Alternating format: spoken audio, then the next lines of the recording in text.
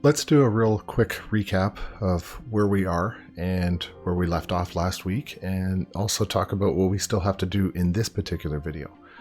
So last week we created our add to cart with our shop controller, and we hard-coded our temporary user. And then I think we went into our database and we tested that out, and we could see that we were actually able to populate items within our database that we wanted to purchase. So the things that we still need to do is to code the username in the cart table when adding to cart. We have to deal with registration and non-registered users, build the cart page to display items in the cart, remove items from the cart, have a checkout, an order confirmation, an order history. And then the last three down at the bottom with the asterisks are things that I'm hoping to get to. I may or may not, depending on the length of the video and some other factors, but ultimately it would be great if we could get to the show number of items in the cart, update the quantity in the cart, and then finally do some payment. So my goal is to get everything done.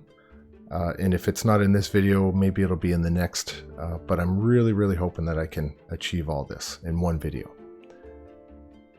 Let's look really quickly at the web page where we left off. We had created this shop link in our nav bar.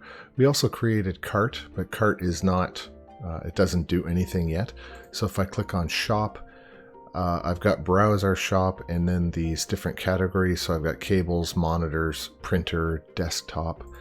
So if I click on one of these, now I've got the option to get product details, add to cart button, or back to the list. Okay, I can choose to buy that one instead, and add to cart isn't doing anything right now because we have done a lot of the logic in the back. But if I do this, I click on that, it will actually add this to my database at this point. Okay, but it's not really doing much else. It's just adding to the database so far. Okay. So the challenge that we face right now is that if you look here, I'm logged in under admin at tutorials.ca, and my email address gives me some sort of a unique identifier. And when we have that, that's how the database is probably going to track down who exactly I am and assign all those items to my specific shopping cart that I want. But what do we do when we don't have access to the email account? When we don't have that, we've got an anonymous user. So if I've got one anonymous user and another anonymous user and I don't have emails for them, how do I distinguish who is who? So the .NET framework is going to allow us to deal with this issue of anonymous users through something called a GUID. It's a globally unique identifier. So that's what we're going to have to look at in order to address all these users that have not provided their email address.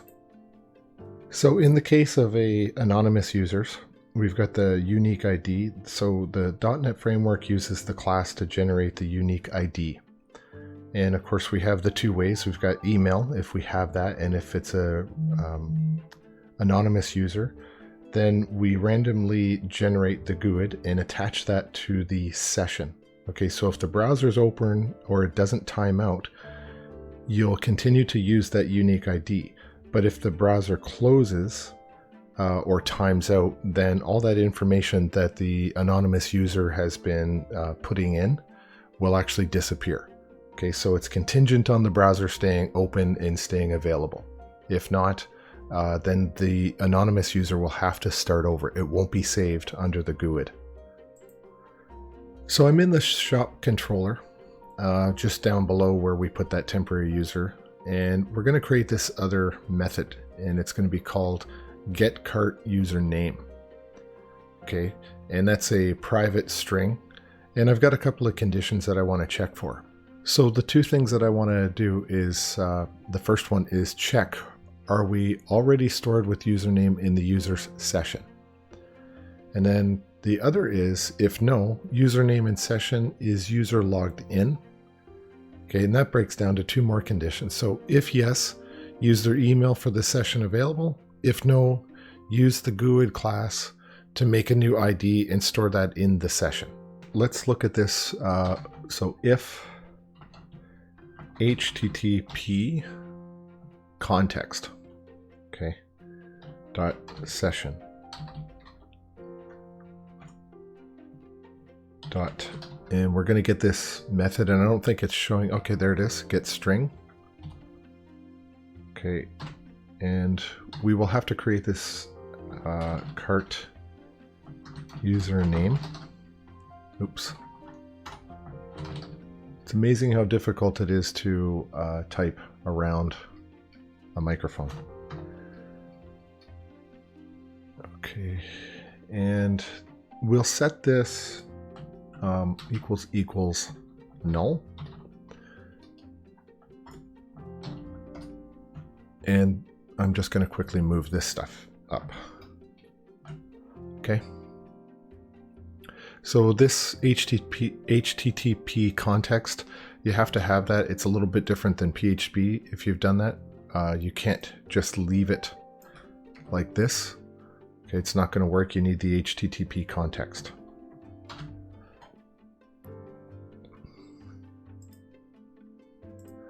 Really quickly, I want to highlight this line here, this line 6. You need the reference to ASP.NET Core.HTTP. So when we were putting that in here and you got to this this line here, it was actually looking this get string. Okay, you may get a red line under it or you may not, and if so, you want to accept that, and it's basically a reference to this line. And if you don't have it, add it in there right now anyway. Okay, and there's one thing else I'd like to maybe update. Okay, right here, I think this has to be more clear. There are no items in the cart yet. Okay, and there. Okay, so I've put in this note here. Initialize an empty string variable that will later add to the session object. Okay, and what I'm going to do is create a variable, and I'm going to call it cart user name. Okay. Now I'm going to go down to here to this first if, and I'm going to do this if statement. So it'll be user dot identity dot is authenticated. Okay, and in here further develop that. So cart, and I'm going to take that cart username that we just put on line 76, and it's going to be user dot identity dot name. So by doing this, we're now going to have their email address. So the next step is going to we got to look at the other condition here. Okay, and let me move this up. Okay. Okay, so we got cart username. Oops. Did I hit my... Yep, hit my cap locks. Equals GUID. You can see it there on the IntelliSense. New GUID. And that's a method call. And we're going to get that and convert that to a string. Okay, so they don't have an email address that they've given us. So now we just need to find out who they are and then assign them this this GUID, okay, and then convert it to a string. Next thing we've got to do is next is the note says store the cart username in a session variable. So we can go to http context.session.set string. Okay, and what this is going to do is cart is going to distinguish between whether or not they are logged in with an email or they're not. Okay, so cart, and there it is. Okay, so if they have a username, great. If not, great. We can still handle both situations. So the final thing that I need to do, because you see I'm getting this error and it says so this string, what's the error say? Not all code paths return a value. So I need to return this username. So we'll do return, and it'll be http context.session. Now we have to get this because we used a set string. So now we got to get this, and what is it? Cart user name. And that should clear that error right up here. Okay. So I'm going to go ahead and save that. I'm actually going to do a build on it. It's been a while since I've done a build. So I've moved up a little bit to just above where we hard-coded this temp user. And I'm going to go up here and I'll just put in the comment. Okay, so determine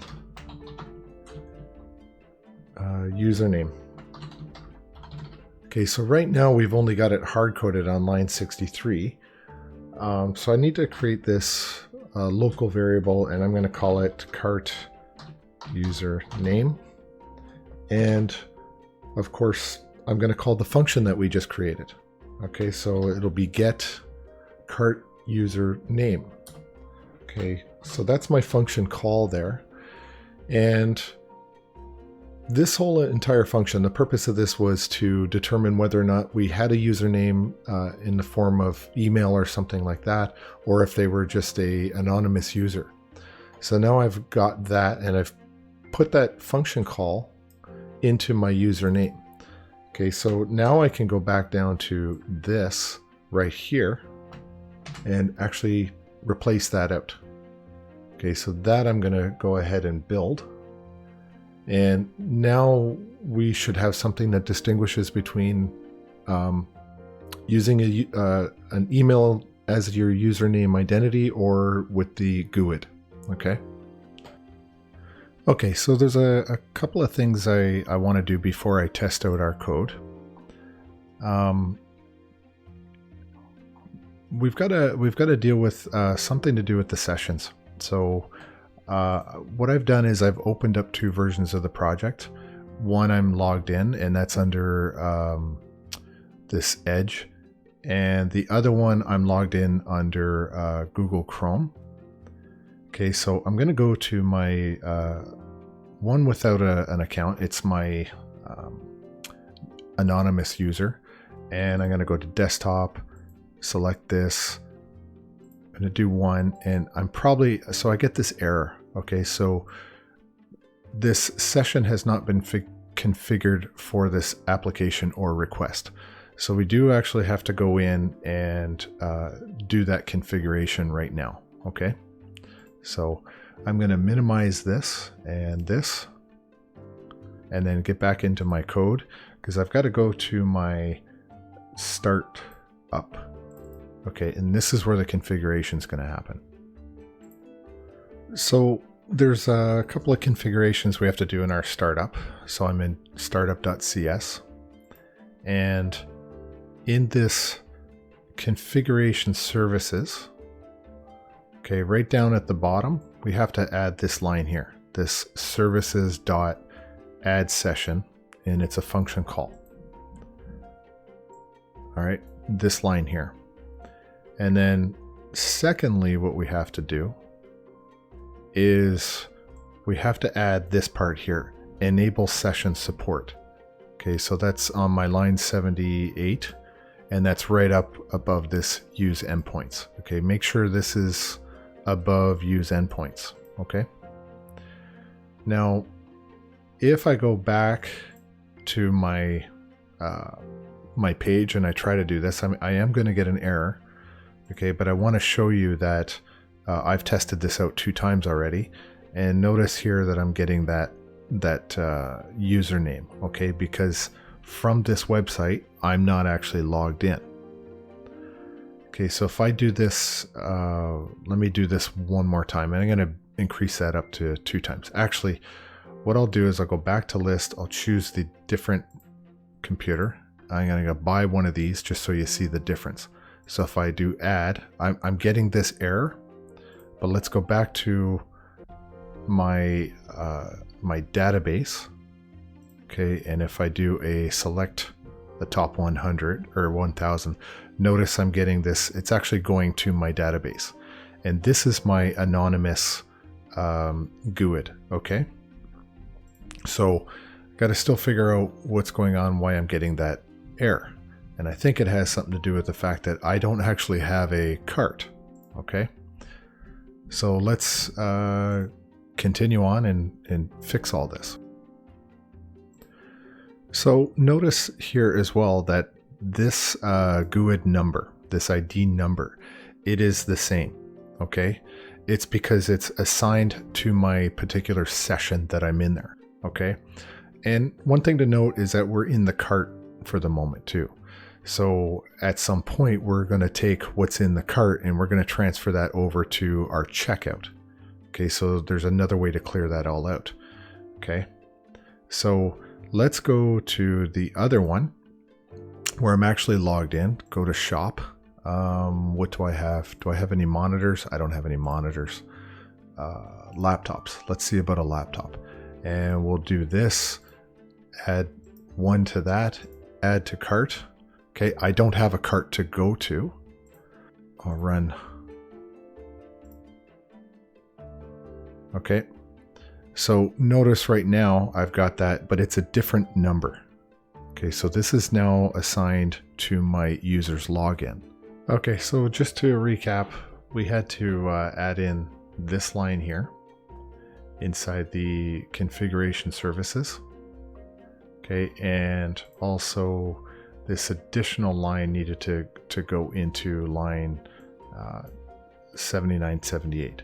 So the 79 is just a comment, but you have to add those lines in there. Okay, and I think this is probably a really good time for anyone who's watching this to take a break and then come back and have a look at it again. So for the moment, I'm satisfied with where we're going. But I think now it's time to start working on this cart. And we'll have to create that method and then get into some scaffolding again. It shouldn't be that difficult. We've done this a couple of times now. So let's get into the code and start figuring out that piece. So if I go back to my shop controller, scroll down the bottom, this is where we can start building out the scaffolding for the cart. So we have a couple of things that we need to do. So we'll go public iAction or action result. Okay, and we're going to call this cart. Okay, it's just a normal function call. And we're going to do a couple of things. So I'll comment them out so you understand what we're doing first. So it'll be, so figure out who the user is. That's the first thing. Okay, second thing is going to be query the, if I can spell again, the database to get the user's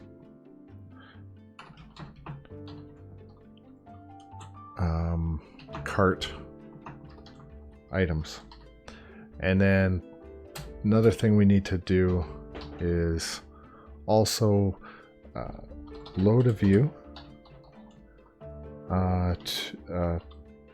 to pass the cart items for display. Okay, so that's what we need to do in this section here.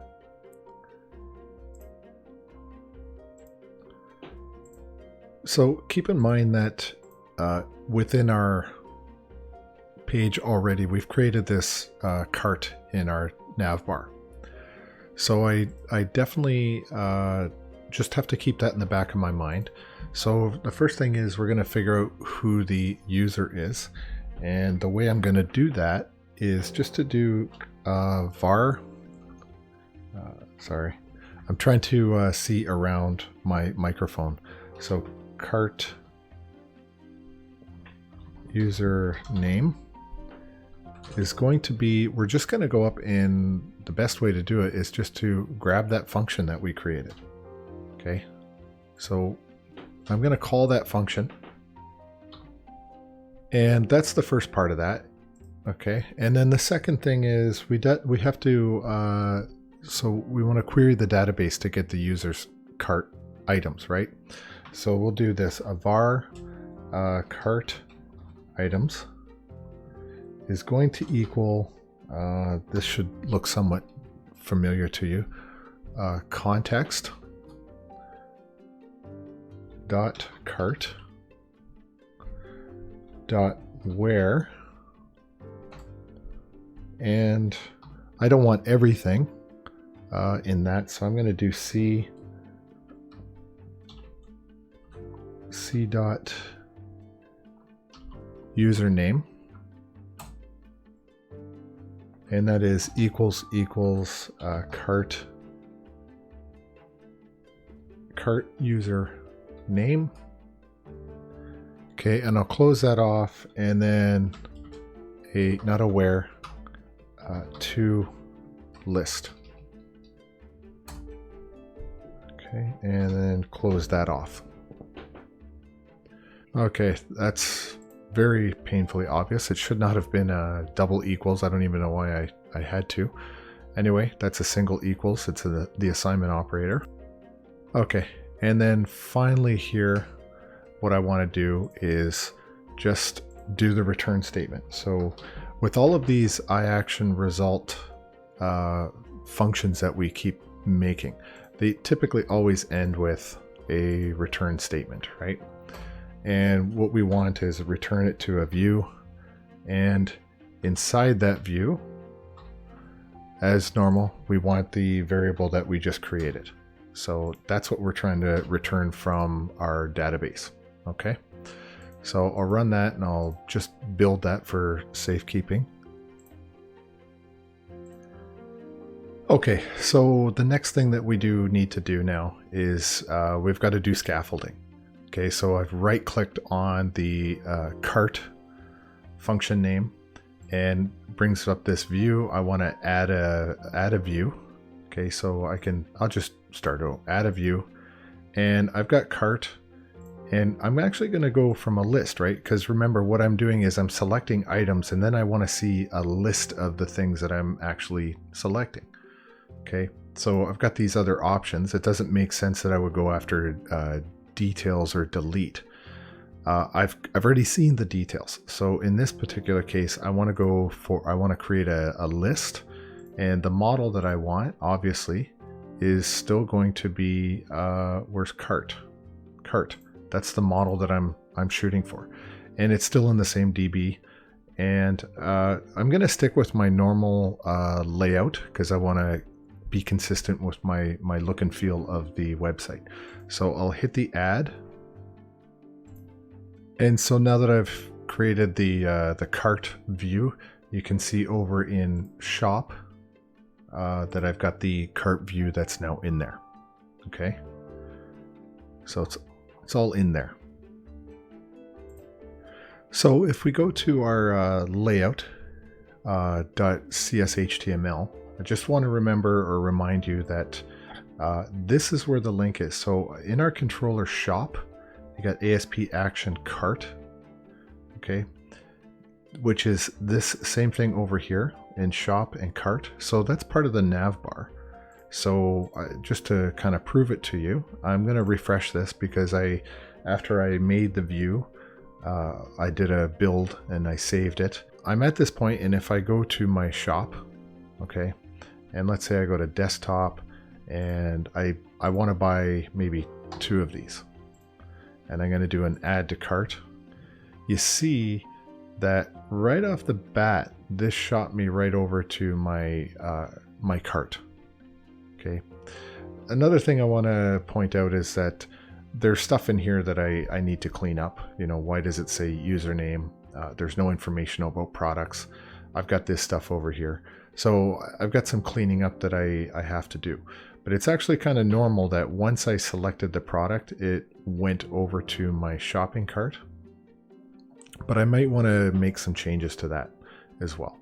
Okay. So you'll notice also that because I'm logged in under admin at tutorial, okay, and then I go back to my database and it's showing me that admin at tutorial.ca is logged in, and that is what I'm assigned to. Okay, so let me just let me close that session. Okay, I'm going to go to home, hold on to that, copy. I'm going to get out of there, make a new one, just to go back there. And I want to show you that if I go to shop, that's fine. But look, when I go to cart, when I add my cart, because I'm logged in here under admin, everything is still in there. Okay. So let's say I go to this, my local host, and I'm not signed in. Notice here now, I'm not signed in. So there should be nothing here. Okay. So that's an important thing to make sure that your thing is working in that way. Okay. So one of the things I did is I did log out, and then I logged back in, and I did actually have this up and running. Okay. So in this case, I'm an anonymous user, and I can look inside my cart. There's nothing there, but when I'm logged in, it still persisted that data. It was still there for me. So when we actually look at the website, at our cart page, there's a couple of things that we definitely want to do. First and foremost, we want to hide the username. I want to remove this create new. Okay, there's a big glaring thing missing from this particular line. I also want to deal with this edit details and delete. I have to deal with that. But notice there's no product. Okay, it's just a list of quantity and prices. Okay, there's no product. Okay, so one of the issues that we have is if we go to our Visual Studio and I go to my Georgian computer context, okay, we have to look at the relationship between my product and my actual cart. Okay, so there's has one product, okay, with many carts. So that means multiple users can add to their cart the one product that's being displayed in our store. Okay, so we have to go in and deal with that. So if we go back to our shop controller, okay, we've got a little bit of updating that we can do in our new function that we created. And I do apologize if you guys can hear any of the banging going on in the background. That's actually work being fixed on my house. So anyway, I got to deal with this, and I'm going to put in this line here, 104. So context.cart.where. Okay, so just before the where, I'm going to type in this, include. Okay, C equals C dot product. Okay, and I'm going to close that off. And there's a good chance we're going to get this, and I need a dot. Okay, so we get this this error here. That's okay. I'll go to the side here, and I'm just going to include this entity framework. I just need to include this reference. Okay, so if you get this here, accept the the updated framework. Okay, so what that is was at the top again was this line. Okay, it needed to be added. Okay, so let's continue on and do some of these other edits. Okay, so just to be clear though, that was back in the shop controller. Okay, so I'll save that and I'm going to do a build. Okay. So just to confirm that, I've done the build and a resave, but what I'm going to do is just refresh that and I should get an update of my product. Okay, so there it is. My product updated, which is perfect. It's exactly what we wanted to see. Okay. So if I open up my cart view, first thing I do want to do is I'm going to get rid of that create new.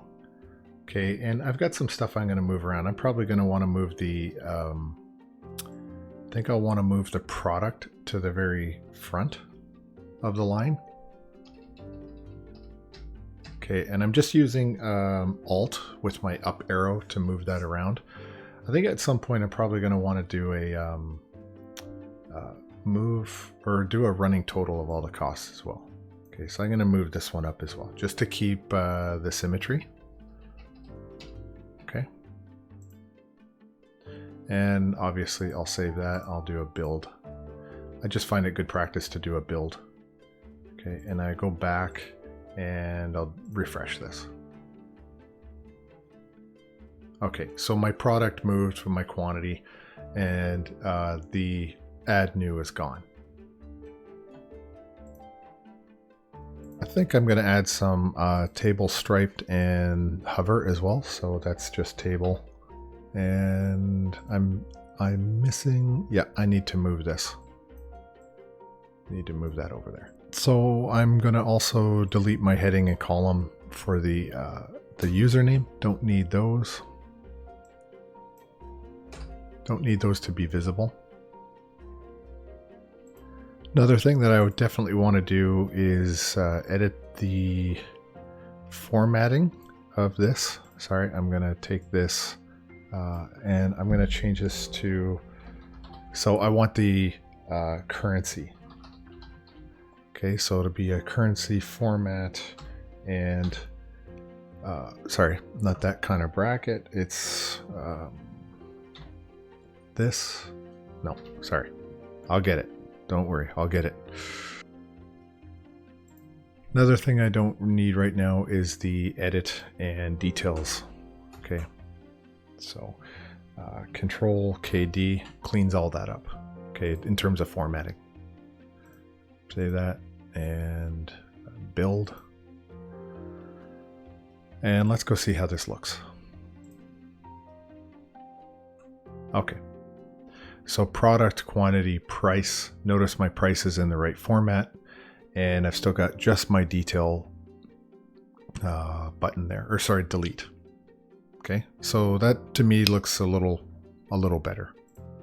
I think also to just demonstrate the hover, I'm gonna go and buy, what is that I've got in my cart? Desktop. So I'll buy a laptop too. Okay, because apparently I'm made of money. So I add to cart and I've got this as well. And you can see the hover. Okay. So I think another thing I'm doing is I'm going to go to my price and I'll just right beside the TD there, I'm going to add in this line, this class equals text right. So I'll do a right align.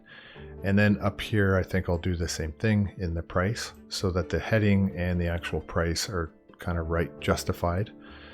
And then I think for quantity, what I'll do is same sort of thing, but I'll do a center. So I'll do a class. Let's see if it picks it up. Text. No. Center. Okay, I'm going to do that. And I think I'll copy this and go down to my my quantity and I'll add that in here. Okay, so if I save that, I'm just going to run a quick build. I don't think I have to build on those, but you can see things are kind of out of whack. I was playing around with the formatting and I don't like it. So now I've got quantity in the middle, and it's all right justified with the price and the currencies. Okay, so that looks a little better. So the next big thing that I want to do is I want to add an actual running total. So I need to multiply the quantity by the price and then create a running total. Okay, and then display that obviously to the screen. So I'm going to create a variable and inside this area here. Okay, so because I'm using currency, it's not a whole number, so I'm going to do decimal, and I'll call this total, and I'm going to initialize it to 0. Okay, and then when I get down to the bottom in my for each, this is where I'm going to start doing the first part of the calculation. So let's see if so total, it's picking it up. That's good. So total is going to be a plus equals. Okay, so sorry, I did that backwards. Plus equals. So what it's saying is get the current total that I am and then add the next value to it. Okay, so that's going to be item dot quantity, and it's a multiplication, so times, and it will be item dot price. Okay, and here, so that's the first part. So what it means is that each time we add a new item to the cart, we rerun this calculation. Okay, so it's important to know that this is going to constantly update, and total is starting at 0. Okay, but then every time we buy a new thing, it's going to just continue to add that next product price into our calculation. Okay, so looking outside of the curly brackets here, right? Because I don't want my stuff to be part of the actual table. I want it to be a running total, which is somewhat independent of that. So what I'll do is I'll do a table row. Okay, split that up, and TD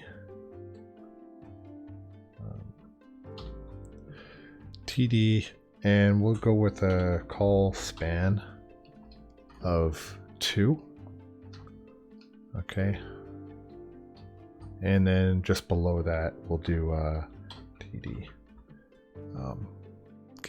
Give myself some more space there, and we'll go to class equals text right.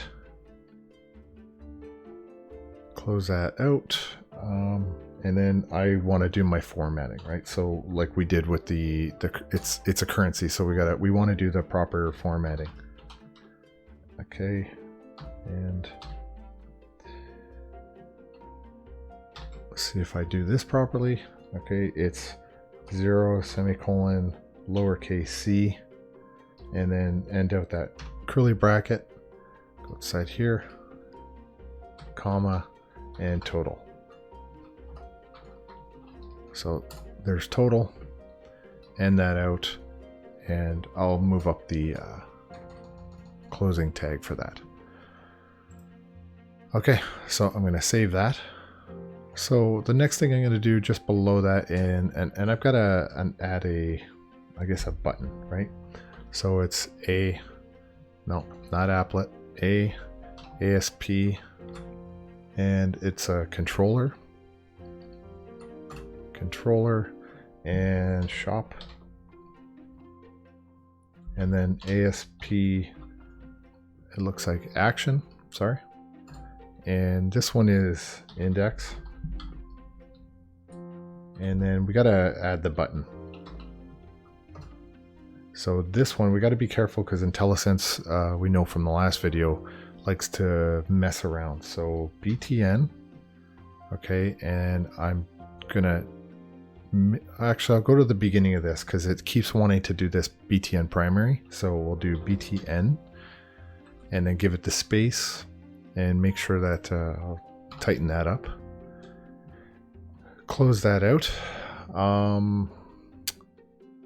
And we'll do this. The back, these are just, it's a symbol for back, right? So we're going to call it keep shopping.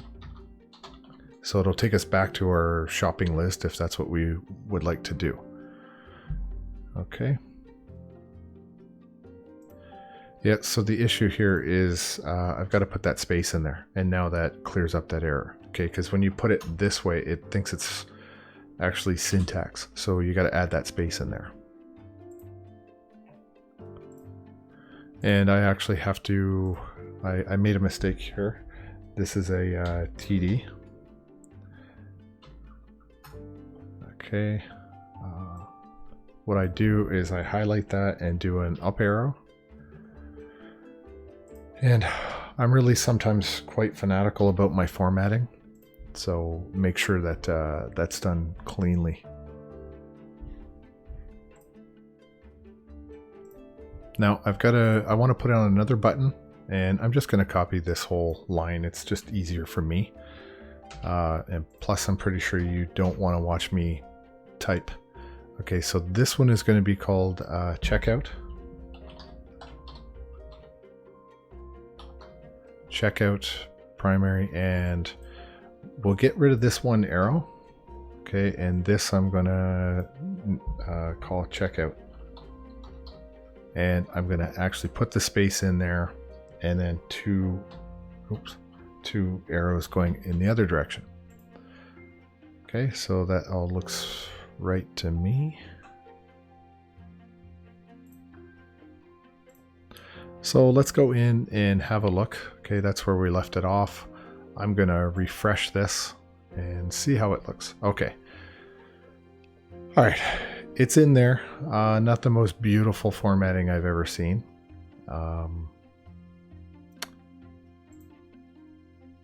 Those buttons look pretty horrible, and the buttons don't look very good because of, I think it has more to do with the way I selected that CSS formatting in the past. So that's why my buttons look, the best description I could say would be absolutely horrible. Okay, shop. Okay, cart. So those buttons are pretty darn ugly, I have to admit. And just to test it out, I'm going to select the keep shopping, and it takes me back to the shop. And if I go to cart, checkout doesn't take me anywhere because we haven't done that yet. One thing I also want to say is that I did confirm, I got out my calculator just to make sure. I didn't see anything wrong with my logic, but 2 of these computers plus this laptop do in fact come out to this price. Okay. So another little minor change that I'm going to make is I'm going to rename this, so the delete button, right? So on here, delete. It's not the most descriptive thing, and I'll tell you why, because it almost gives you the impression that, oh, I'm deleting the thing out of the entire database.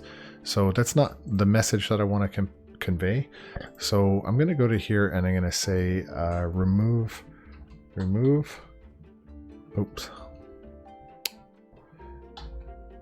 remove from cart. Okay, and I'm also going to do a little bit of confirmation. So if I get to here, I'm going to do this JavaScript. So on click, click. Okay, let's see, return, confirm, delete. And that's a function that we actually need to create.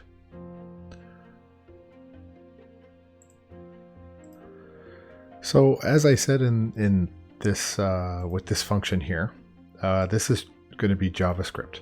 And if you look over on my Solution Explorer, okay, JavaScript inside our file here, we're going to write that function inside JavaScript, and we're going to do it with the site, because that was what came with the IDE when we set up this project all to begin with. Sortable was something else that we did in a previous video. But if I open this, you can see here it says right away, write your JavaScript code. Okay, so there's nothing in here, but this is where we're going to write it. And it's just going to be a simple return of yes or no. Okay, so nothing complicated. It's just a simple JavaScript function that says yes or no.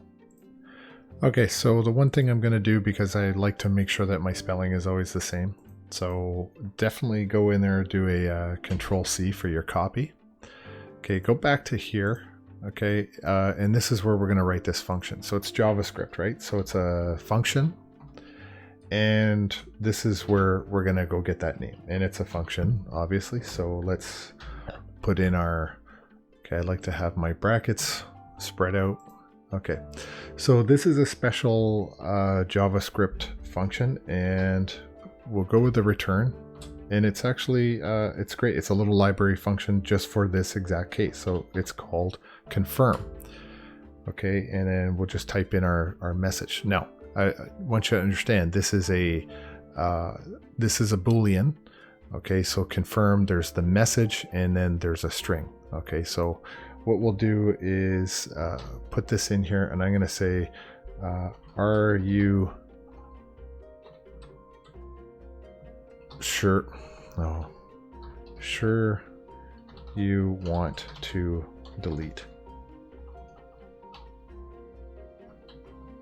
Okay, this item. Okay, and round that off with the semicolon. Okay, that's all it is. Pretty simple. And if ever you've got a delete button throughout, you know, the beauty is you'll be able to call that confirm delete. So actually what I'm going to do is I'm just going to leave it off as, I'm not going to say item, just in case there's some reason that I need to call this function again, and it doesn't happen to be an item, and I don't know what that would be for. So do a build. So it's possible you're wondering, how am I going to be able to gain access to this? Okay, so just so you know, we're in layout. Okay, in many times we've created the view, we've always got the same layout template pattern. And it's always, once you create that layout, every time we've selected that, so the last time we made the view for the cart, we took the template of layout. And inside of all of our layouts, we've got this JavaScript script, and what that does is that links back to this exact file itself. Okay, so that's how we're able to share this. So anything using the layout will have access to this particular file folder, okay, which is this right here. You got to consider that this is going to be global, okay, when you put it in here. If you want one that is just specific to one view, you want any JavaScript functionality. So the idea would be to create a new JavaScript file in there to write that function. And then you can go to the specific view that you want and then call that individual JavaScript function. Okay, so in this particular case, ours is global because we're putting it in layout and we're storing the code inside this file right here, right? Which is actually this. So this is where we've written this global function. By virtue of just using this layout.cshtml, it's now become global, and we can use this throughout any view. Okay, so if you want it specific, then create your own another JS or file.js, write the function in there, and then go to the view that you want, and then call the function that way. Okay. Okay, so when we get back to our cart, okay, the interesting thing is to call it. All we had to do is this onClick, return, confirm, delete. Okay, so I'm going to go back and have a look at this. I'm going to refresh this because I've already saved it.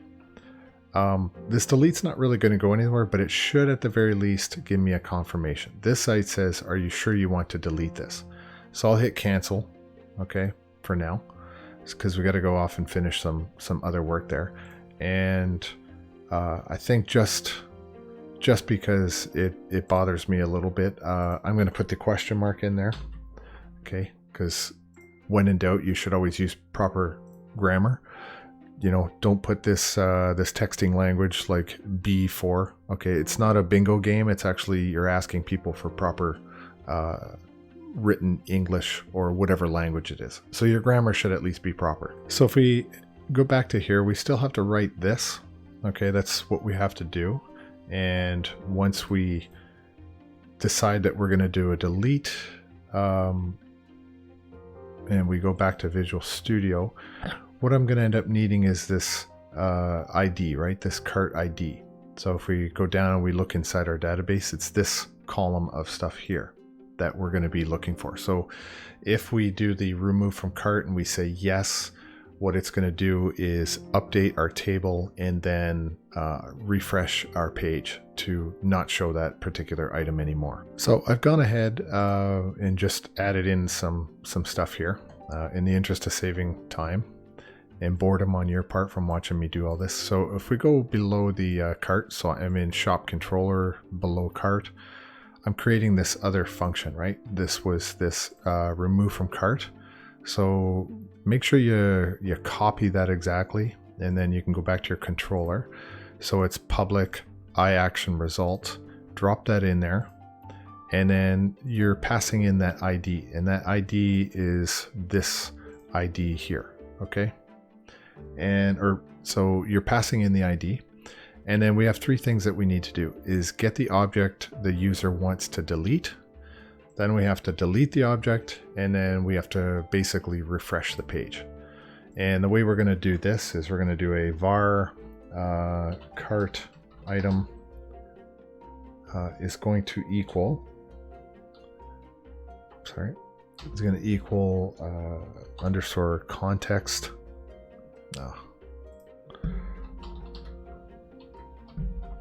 Context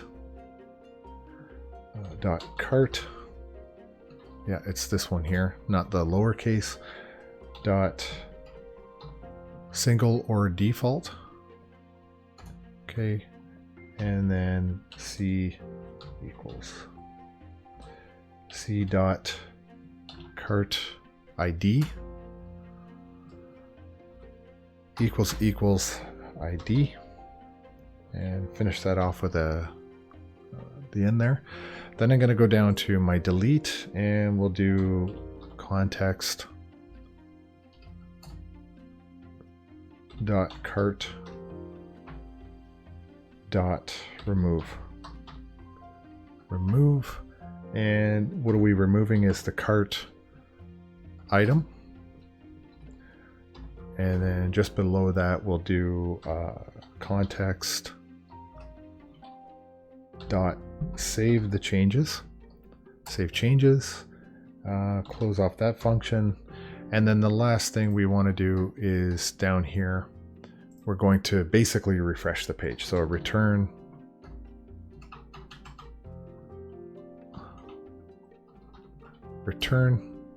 and this is redirect.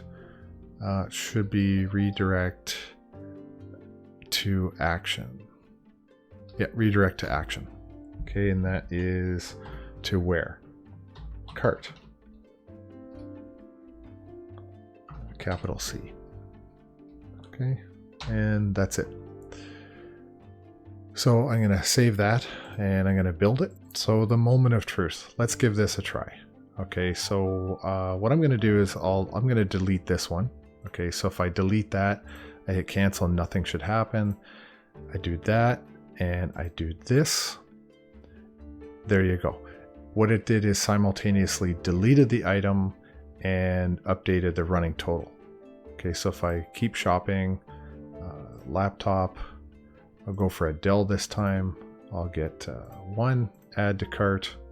Okay, it's updated this again now. Okay, I'm gonna do one more.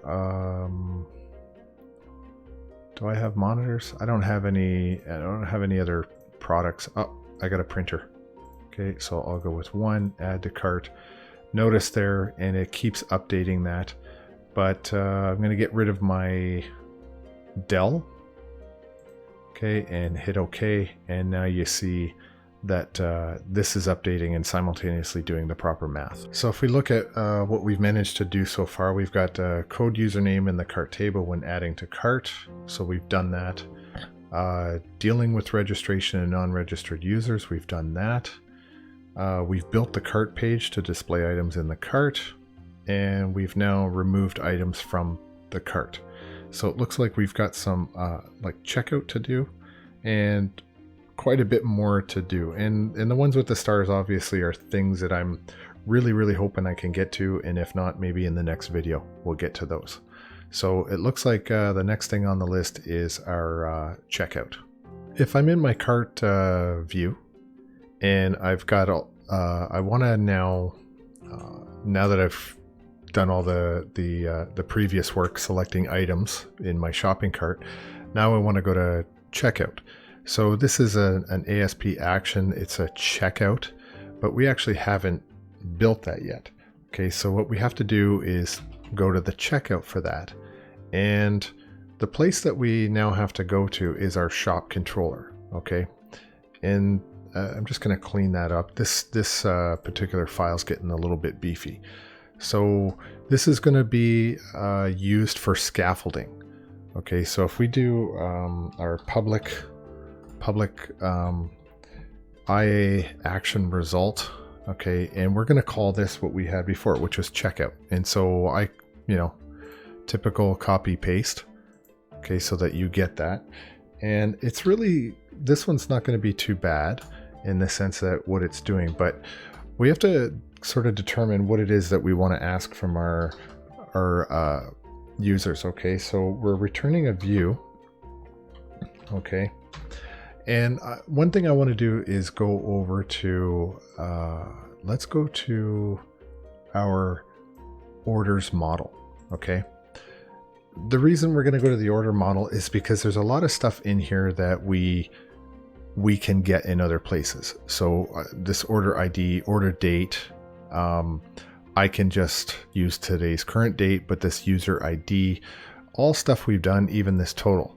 But the thing that we really want to do is get all of this information about the customer itself. Okay, and that's why this we're going to scaffold as well. Okay, so first name, last name, and all basically their tombstone data for what it is that when they go to checkout with their products. So keep in mind, if we don't have a user account, this is an anonymous user, you're going to have to provide this anyway to the website to buy your products. So we've got to create this view that we can allow people to check out and input all their information. Okay, so if I go back to my controller, and now I'm at checkout. Okay, and this is where we're going to start doing basically our scaffolding. Okay, so we're at checkout. Okay, and take a moment before I start doing this to think about what it is that you want to see here. Okay, so take a moment, see if you can work the problem out on your own, and then have a look at what I'm doing. Okay, so hopefully you've come up with this solution. Okay, so this is the create template that we're going to use, and we want the model for order. Okay, so that was kind of we want order, not order detail, we want order. Okay, we're sticking to the Georgian database, and we're going to stick to that same layout, common look and feel that we've always done. So I'm going to create that view, and as now we've got all these different things inside this view. Okay, so we can look at this and see we've got all of the things from our order model. Okay, it's everything here is in checkout. Okay, so we've got order date, ID, total, first name, last name, address, city, province, postal code, and phone number. Okay. So I want to bring you back to the cart view. Okay, and remember that this all started when we created the button. Okay. So as we get back to our view here, this is what we created there. Okay, so once we created the button, then we started going back into different places. This checkout created the function, and then we created the checkout view from that. Okay, so it should be no surprise to you that if I select this checkout now, it's actually going to work, and there it is. Okay, everything that was in orders as the model ended up being as scaffolded as part of a view. Okay, and then when we actually look at the page, everything is here that we expected. So there's still a lot of stuff that we need to do to update this. Okay, so if you haven't by now, what I strongly suggest is that you do pause the video, go take a break, eat something, do whatever, and then come back to this, okay? Because that's exactly what I'm about to go and do. So if we start to look at our checkout view, the first thing off the top of my head, I'm going to get rid of these first three classes here. So the order date, user ID, and total, because we're going to programmatically deal with those, or some of them anyway. So those I'm going to just get rid of right off the start. Okay, and I'll save that. Okay, and let's go back to the view and do a refresh on that, just to make sure they're out of the way. Okay, and then notice everything did move up. Now that I've done that, I can get in and start doing a little bit of editing on here. And I'm going to go to, where is it? In my below total. And right here in my first name, I'm just going to go to, I'm going to call this display. And it'll be name equals first name. Oh, I want to capitalize that. Okay, and I think I'll put the exact same thing here in front of my last name. Okay, right there, and just change this to last. Okay, so I've got spaces.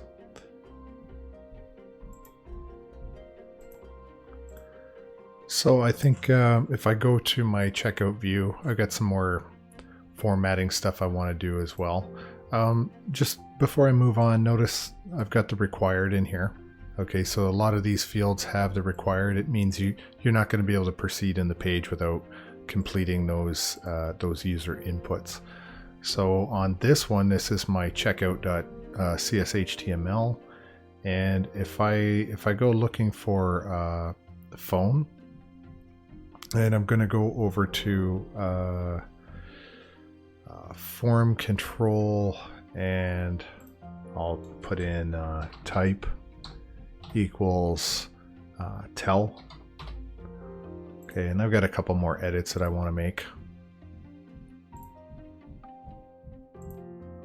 So my province max length is going to be equal to 2. So I'll call this max length equal to 2. Save that. What else do I want to change on here? I'm going to just change this, and I'm going to change that to a 5 and a 5. And in here, I'm going to just type in all fields. Okay, so I'll save that as well. Okay, before I refresh this, I just want to make a comment that this is a public page right now. And if you have anonymous users that don't currently have an account, this is the point where you want them to start inputting their information as well. Okay, so I'll just quickly refresh that and see what the updates are. Okay, so we got the space inside here, and in the last name, I should probably put that in postal code as well. So it's a little bit better formatting. Okay, all fields required, spaces, good. So I think we're doing pretty good right now. Okay, so I've got two of these open right now. Okay, I've got my this one where I'm signed in as an admin. This is a an anonymous user. So I'll go to, that's my cart. I'm going to go to a desktop. I'll buy this, add to my cart, go to 1, add to cart. Okay, so that I'm in there. And now what happens when I go to checkout?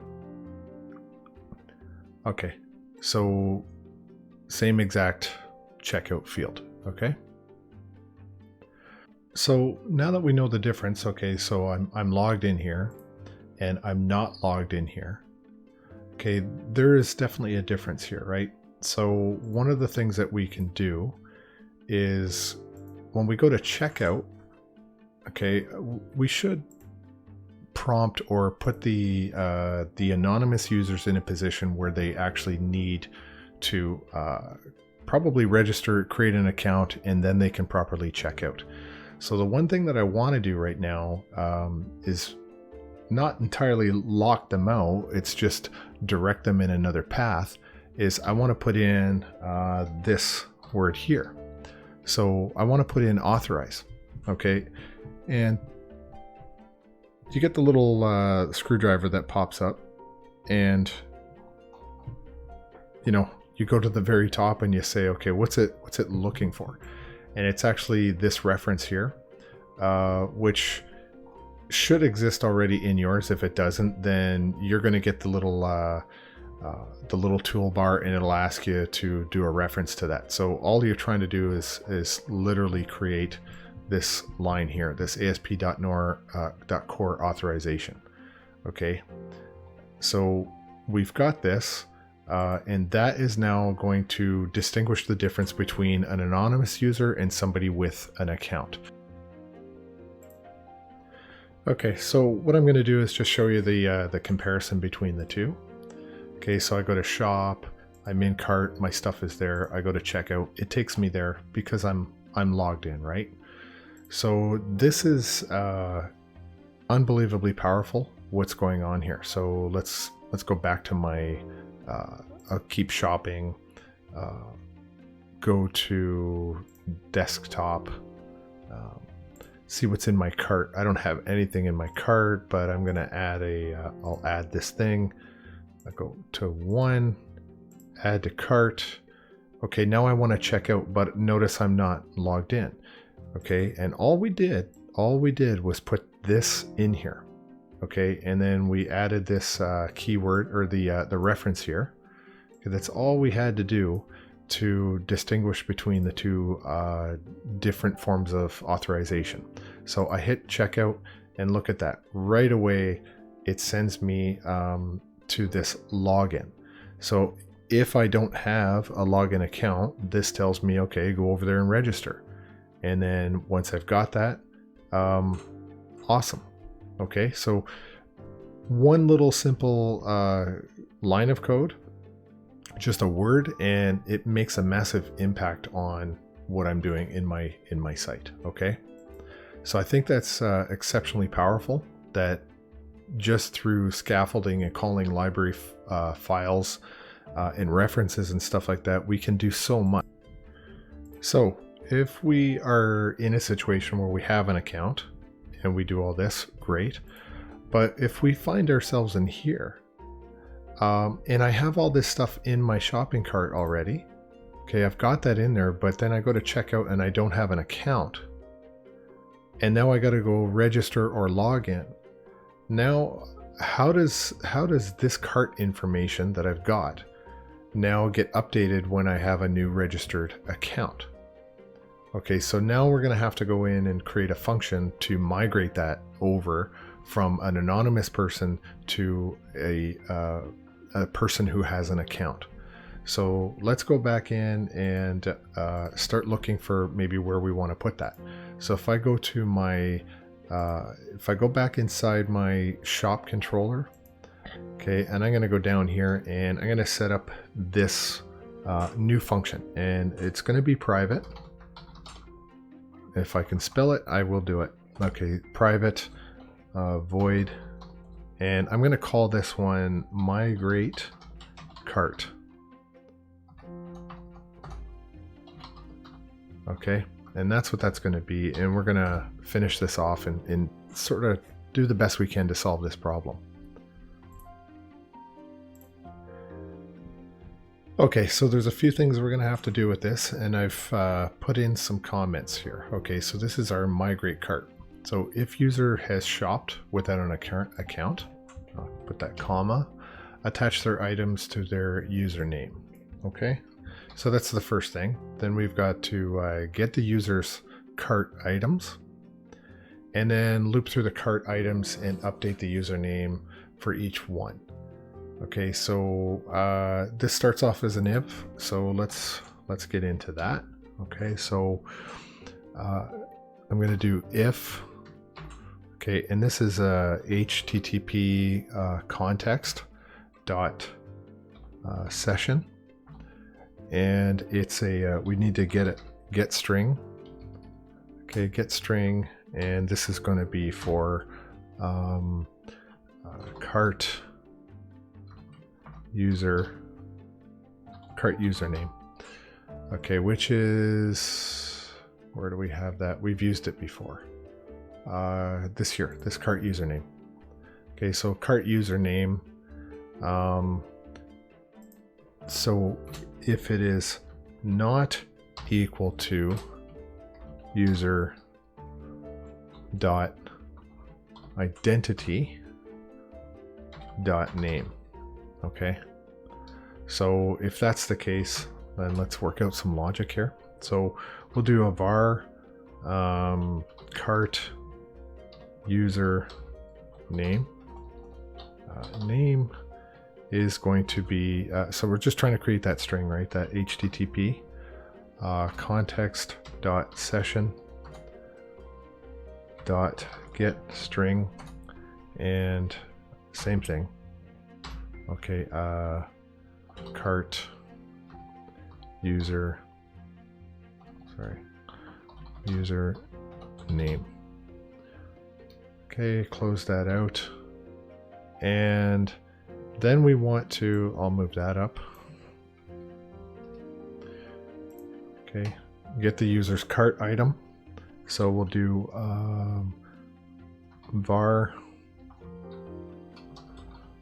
no, sorry. Okay, var cart items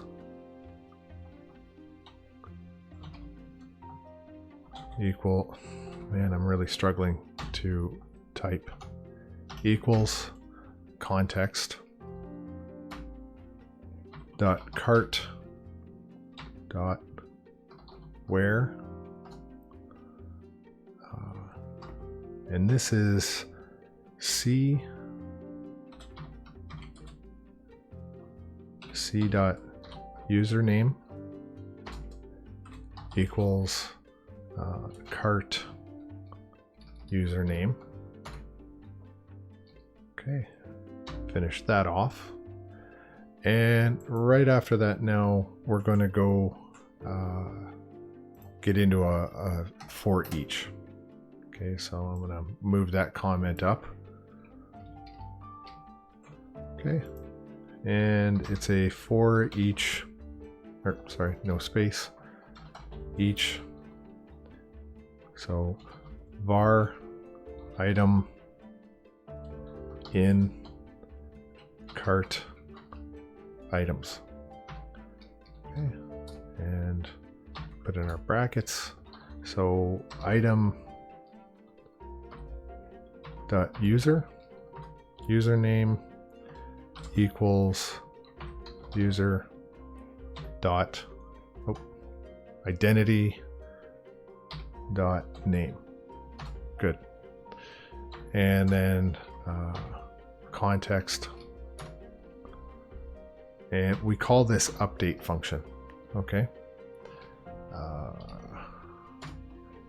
we call that semicolon, and we populate that with item. Okay, and then let's go outside of our for each and then just do a context, sorry, move that over, underscore context dot save changes, and that's a method call. So Okay, so that should be fine for this migrate cart. So I just want to be a little bit clear on what's going on. We're identifying an anonymous user by their GUID versus, say, their login, which is probably tied to their email address. Okay, so that's an important thing there. And I think what we have to do now is, instead of by the session, okay, because we're trying to migrate, they've created an account, and now instead of the GUID and the session, we got to make a change to that so that we can make that transformation from a GUID anonymous user to somebody with an actual login account.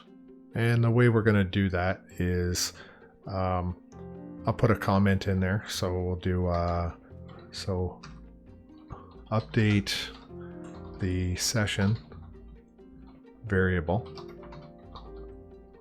from a GUID to the user's email. Okay, so let's go http context.session .set string and here cart user name and user dot identity dot name. Okay, there. I'm gonna save that. So one more quick thing we have to do is go back up to our checkout method. Okay, we got to do a quick update, and I'll put a comment on there. So check. This is why I don't type in front of you guys. It's embarrassing. Okay, so we'll call that function migrate cart, and it's a function call. There. Okay. So this ensures that before they hit the checkout items, we confirm whether or not they're logged in, and if so, it converts their GUID over to being tied to their email address. Okay, so it's a pretty important step. Okay, so now we've got a bit of experimentation to do. Okay, so look at the bottom here. My cart ID is 9 and 11, and they're under admin. Okay, so if I go back to my anonymous user, and I've got this one product that I want to buy, and I'm going to hit the checkout. It tells me I need to log in. Okay, so I'm hoping that this password is for that particular one. So I'm going to log in and hope. Okay, so it was. So now I'm at customer at tutorial. Okay, and if I do a new query on this, it should, sorry, maybe not the query. Let me close this. Okay, and go back to my cart, select top 100 rows. Okay, so it doesn't look like I'm appearing in there. Okay, and if I go back to my cart, what was I getting? See, it didn't pick anything up yet. It didn't actually persist that. So if I go back, say to laptop, no, what did I shop for? I think it was a desktop. This guy here. No, I'll go back to here. Back to list. I'm going to select that. I'll do 1 and add to cart. And now I'm going to go to checkout. Okay, and then I want to head back to my database and see what's going on. So now you're seeing this customer at tutorial. Okay, so it does slightly work. It didn't work as good as I was hoping, for the fact that I wasn't logged in, and it took a moment for it to log into that. So let me go back and What do I have? I have any printers? I'll get a printer too. Okay, add to cart. You see now I've got 2 items under my customer at tutorials. I'll go to checkout and let's head back to the database and update. Okay, so now I've got my printer and whatever that $1,500 item was. Okay, so the first time around it didn't seem to work as I had hoped, but it seems to be working really well now. Okay, one more thing I'm going to try. I'm going to log out. I'm going to log in. Let me log out again. Okay, so go to cart, I'll go to shop. Okay, and when I go back, I'm logged out. Did you notice that I'm now, I'm still back in my cart, but I'm anonymous again? So if I'm going to shop, grab something else. I'll grab a Dell, go 1, add to cart. Now I've got 3 things in there. I'm going to go to checkout. It's going to tell me to log back in. Remember me. Do this. Now what happens when I go and update this? Okay, now I've got the additional item. Okay, so we're actually in pretty decent shape with what we're doing. Okay. All right, so I was I'm going to go back to my admin as well.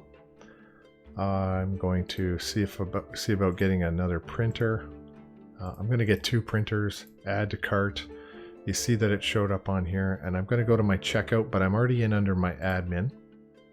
Okay, and now I'm going to go and refresh this. Okay, so my admin now selected my 2 printers that I just added, and I've got customer with 3 items. So everything is working out, I think, exactly how we want it to be. So at this point, I think what I want to do is I actually do want to do the payment. Okay, so if you actually I'll add my little laser pointer. So this payment piece here, we have a lot of stuff that's in place already. Okay, we just did the at checkout, migrate items to GUID to users, email once logged in. One of the things I think I want to do is I want to do the payment, but it's quite a lot of bit of extra work, and it'll be too long for this video, so I think we'll do it in the next, because we're going to use the Stripe API. And I think now what I'll do is just create a dummy page, kind of get it set up for the next video when we start putting that all together. So in the meantime, let's just try to finish off this video with a few more things and go from there. Okay, so what we're going to do is I want you to consider this as a set version of this checkout method. Okay, but now we're going to do a get version of this. Okay, and there's a couple of things we want to do right off the top. I want to do an authorize. Okay, that's going to be authorized, and this will be post. So HTTP right here, post. Okay, and then finally I'm going to do this. We spoke about it in the last video. Validate. Is it auto validate? No, it's just validate.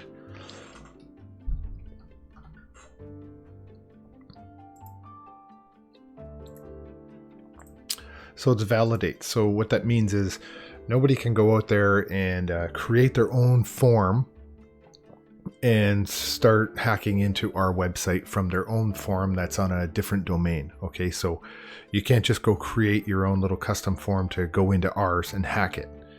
This is what this validate anti-forgery token does. It makes sure that any forms coming in are actually from us and they're on the same domain. Okay, so what I want to do is I'm going to just take this and we're just going to basically overload, put that in there, and I'll clear out this stuff for now. Maybe not the return view. I don't know. So for now, I'm just going to comment that out. So, and this is going to be a get. Okay.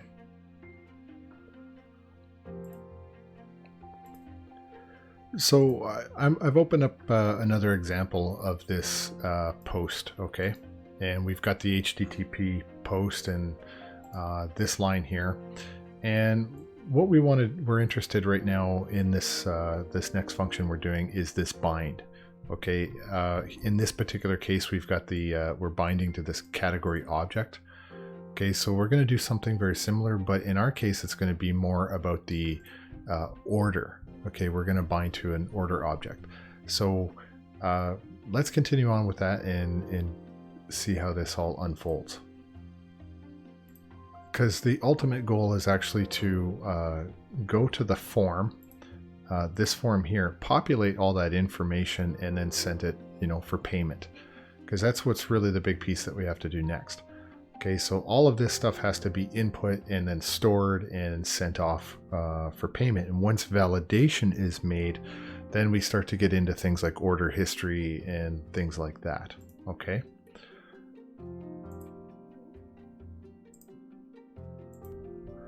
Okay, so that's going to look like this. First thing is we want to, inside our function parameters, it's a... So, sorry, we'll go with it's bind. Okay. And then we've got this whole parameter list of things that we have a very strong interest in actually storing to. So it's first name. Oh God, you guys are going to have to suffer through this. So I'm going to pause it. And so I decided to give you guys a break and pause that while I type that in. So it's first name. So make sure it's a round bracket, square bracket, bind first name, last name, address, city, province, postal code, and phone. Okay, and we've got this order object from the order model. Okay, so one thing I'm going to say to you is that if for any reason you're going to get an error right now, it's because there could be a spelling mistake of some kind. You can go into here and copy and paste it, or you can just roll the dice and hope that you didn't misspell anything. So just that it's clear, okay, we've got our orders table, or our orders model. Okay, so what I'm trying to do is just bind all of these these labels, this first name, all these user inputs. I'm binding it to our actual model. Okay, so that's why I'm doing it in this manner. Okay, so I've put this comment in here, this autofill the date user and total properties instead of the user inputting these values. Okay, so they're typing this stuff into the form. Okay, so what I'm going to do is just try your best to figure out what I'm doing as I'm doing it. So we're going to call this order dot order date. Okay, is just going to equal the date time, and we'll just use now. Okay, now order dot user user ID, okay, is going to equal user dot identity dot name. Name. Okay, and then we're going to create this because we got to do the calculation on the total. And the issue there is you're going to have to go into the database and do the quantity times the price from the database. Okay, and the way that we're going to do that is we'll do a var cart items is going to, so we got to get into the context. Get into here dot cart. So we got to get in there and go get this stuff. Dot where. So same syntax as before. C dot user name equals user dot identity dot name. Okay, finish that off. Now we're gonna, because we're dealing with currency and math and everything, so we'll call this a decimal. So we call this cart total. Cart total is going to be, so this is more database syntax. So from C in cart items. Okay, that's this cart items here on line 141. So do a space, or just enter there. Select C dot quantity, and that'll be times C dot price. Okay, and once we do that, once we get all that stuff and we've done that math, then we want it to do a sum, an auto sum for us. Okay, and it'll do that for us. So it's going to take everything, it's going to multiply our quantity times our price, and then produce a sum. Okay. Okay. So I want you to be aware of this particular line here. This is in my orders model. Okay, it's the total. Because when we get back down into here, we've got a couple of things we want to do. And the first is order and this dot total. Okay, that's the total with the capital T. Okay, and that's going to be cart total. Okay, which is on from right above it here. Okay, now I've got another issue here, and it has to do with storing doubles and integers and strings and all that stuff. So let's look at this session, HTTP context. Okay, and it's a session, but if I look at my sets, okay, I've got three options. I got set int32, and set string. Okay, I don't have the ability to deal with a double or a decimal or anything like that. So for now, as a placeholder, we're going to go to set string. Okay, and we're going to put in cart total. Sorry, cart total. Okay, and a comma and cart. You can see here this cart total. And I have to set that to a string, toString. Okay, and finish that off. Okay, so there's a bit more to do. Not too much further to do on that. Okay, so just to clarify one more issue here, okay, is that this is all pre-payment. Okay, we haven't asked them for a credit card or anything like that. They haven't paid yet. Okay, so we've got a slight issue with what we want to store and pass along versus how far we want to kind of keep going in the process, because the person could technically not have their payment clear or just abandon their cart. Okay, so just keep that in mind as we proceed with. Okay, so just to be clear, one of the problems we have right now is we can't actually save this stuff yet. And the reason is because we have to go to another page. And if we go to another page, we're going to lose all this stuff.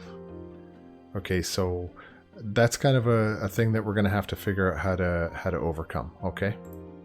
So I believe that this video is getting to be a little bit longer than I had hoped. And so there's a developer out there that made an extension for this. And it involves doing some JSON and stuff like that. So it's a little bit extra complicated for what we're going to do. So what I think I'm going to conclude this video today. And next week or next time when I come back with the next video, we're going to actually do that. We'll use the extension. And just to close out the video today and to make sure that my code will compile, the last line I need to add in there is the return redirect to action, and that's going to go to the payment. Okay, so that was the payment page that I was saying, like if we, storing this, we can't store it now because we need to go to this other payment page, and we get to the payment page, then we've got to do the Stripe API and all that kind of stuff. So I'm going to knock it off there. If you're following along, just don't worry, when the next video comes out, we'll finish it off. But in the meantime, let's just save that. I'm going to build it, and then I'm going to go and refresh just to make sure that I didn't break anything. Okay, so it looks like it's still working. Okay, check out. I can still do all that stuff. Okay, so what I'm going to do is definitely just knock it off for this video, and we'll come back and finish more of this. Okay, so just to recap what we've done so far, we've done this code username and chart table when adding to cart. Okay, we've done the dealing with the registration and non-registered users, build cart page, done it, removed item from carts, checkout we're working on, confirmation order history, no, we haven't really got into that yet because we haven't been through the payment, so definitely not. Now we've done this at checkout, migration items to goods. Okay, now the last three things we still have to also come back and do, and I need to go next to this payment page, get the Stripe API, get the developers extension, do a little bit more work in there, and then we should be done the cart. So that's all going to happen in the next video. So thanks for watching, and I'll see you next video, and we can finally finish off this marathon session of the user's cart. Okay, so have a good week, and I'll see you next time.